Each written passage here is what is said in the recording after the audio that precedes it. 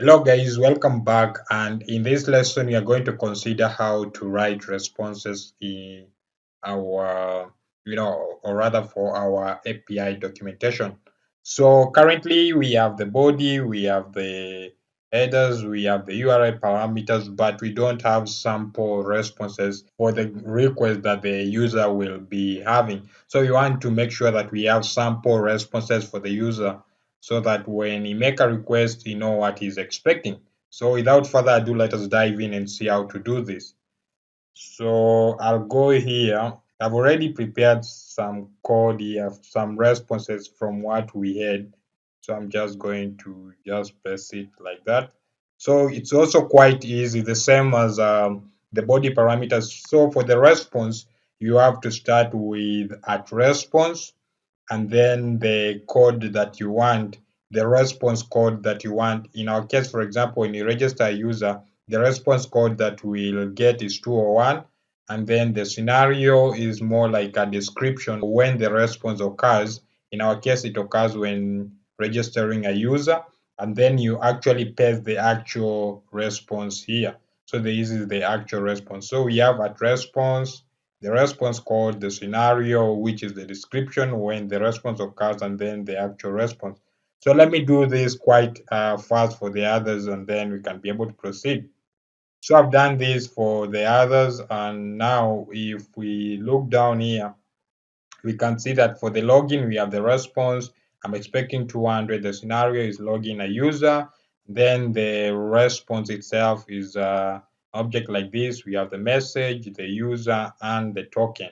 All right. I've also done this for the product controller and for the user controllers. So for example, get products, the response is 200, scenario is get all products, and then it is an array of products, and one product can have the ID, the product price, discounted price, and discount. And then for the single product is 201 when creating a product, scenario is add a product, and then the response is a product. Then also when you go to the user, I've done the same. So if I scroll up, as you can see, when getting all users, it is an array, and inside is an object of user who has an ID, name, email, and the products that he has. So that is it. And then now let us run our guy here and see. So let me just do this. Let me run script generate. So this is running, it is finished. So let us do a refresh here. Let me do a refresh.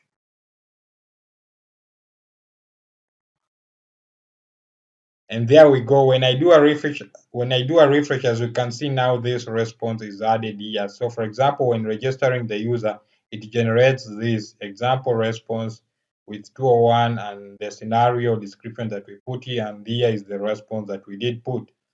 So now if, for example, if I go, let us go to products and let us go to get products and see. So if I go here to get products, let me just scroll down a little bit here, you can see.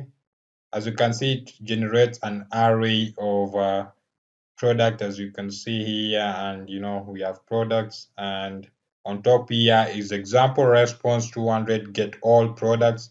Let's go to the users and see one of them. So for the get users, as you can see also, the response is 200, and then an array of users here, our first user, our second user down here.